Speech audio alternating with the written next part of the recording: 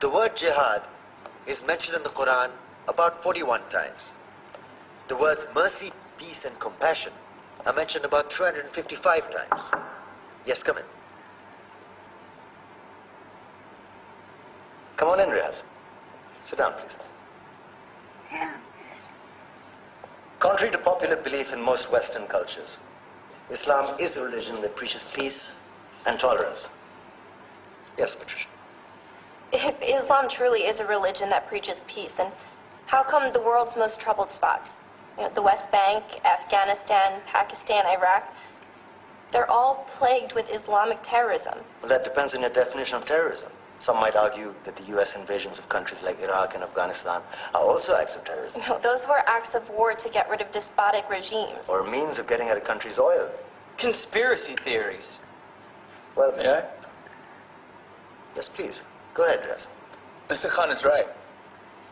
I mean, if we're talking about terrorists, the world's biggest terrorists are the white superpowers. Come on now. No, really, stop and think about it. Explain 9/11. Okay. Do you know how many people died in the Twin Towers strike? Around 3,000. And do you have any idea how many people died in the bombing of Afghanistan?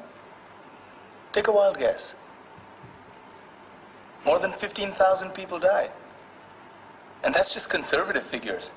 About 50,000 tons of explosives were dropped on innocent civilians.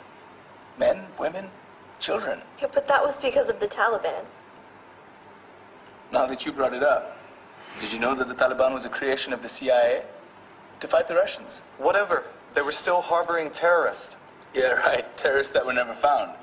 Just like the weapons of mass destruction that were never found in Iraq. Do you want to get into the death toll in Iraq? 500,000 civilians and counting. And what do Britain and America say when they don't find these weapons? It's simple. They just say sorry. And still refuse to relinquish control of these countries. What are you trying to say? What I'm trying to say is that just because you're American, wear a fancy suit, and call yourself the president, doesn't make you any less of a terrorist. I'm saying that if you don't stop meddling in other people's countries, you will face a backlash. If Muslims like you feel that way, then why don't you get out of our country? We will. As soon as you promise to leave ours.